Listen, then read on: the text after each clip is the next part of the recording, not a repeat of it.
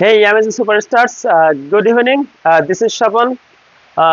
In this session, we shall unfold the art of expressions, desires, prayers, and blessings.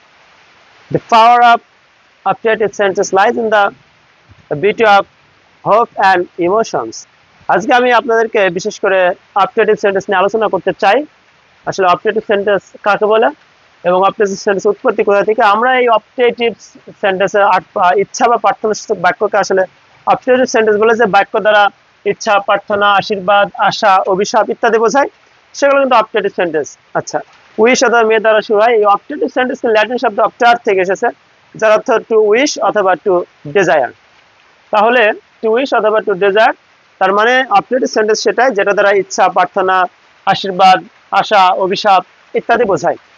তো এই optative sentence আসলে structure বা কি দিয়ে শুরু হতে পারে? অপটেটিভ সেন্টেন্স মে দিয়ে শুরু হতে পারে, wish, hope, let, long live ইত্যাদি দ্বারা হতে পারে। তো এই মে অর্থাৎ প্রেয়ার, ব্লেসিং, কার্স, মে, যেমন এখানে বলছে প্রেয়ার, প্রার্থনা, ব্লেসিং, আশীর্বাদ এবং কার্স। অভিশাপ দিয়ে বাক্যটি শুরু হতে পারে, উইশ আসলে ইচ্ছা, ডেজায়ার বা রিগ্রেট দুঃখ, এবং হোপ এক্সপেকটেশন আশা, এবং বিলিভ বিশ্বাস। লেট এখানে সাজেশন অথবা পারমিশন অনুমতি এবং পরামর্শ, এবং লং লিভ দ্বারা ব্লেসিং অথবা গুড উইশ ইত্যাদি বোঝায়। তো আমি কিছু স্ট্রাকচার লিখেছি, যে গঠন যাকে বলে structure. May plus subject plus ভিয়ন, যেমন মে আল্লাহ ব্লেস ইউ, আল্লাহ তোমার মঙ্গল করুক, এটা অপটেটিভ সেন্টেন্স। এবং লিখেছে I wish plus past tense, could অথবা উড বসতে পারে, যেমন I wish I are bird, আমার ইচ্ছা আমি যদি পাখি হতাম। I wish I were a king ইত্যাদি। I wish I were child again. তো আই হোপ দিয়ে এই বাক্য শুরু হতে পারে, I hope plus subject plus verb. এই বা এটা প্রেজেন্ট টেন্স অথবা ফিউচার টেন্স উভয় হতে পারে। আই হোপ ইউ পাস, আমি আশা করি, আশা রাখি তুমি পাস করো, তুমি সফল হও। Hope you get well soon, তুমি শীঘ্রই সুস্থ হও।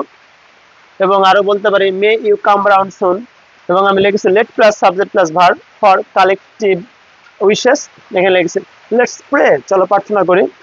এটা দ্বারাও আসলে অপটেটিভ সেন্টেন্স বোঝায়। এবং আমি লিখেছি long live, long live plus noun name, long live Bangladesh, may Bangladesh might live long.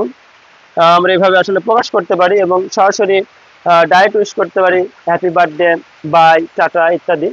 তো আসলে এই অপটেটিভ সেন্টেন্স ল্যাটিন শব্দ অপটার থেকে এসে তার টু উইশ অথবা to desire, may, pray, hope, let, long live ইত্যাদি দ্বারা হতে পারে।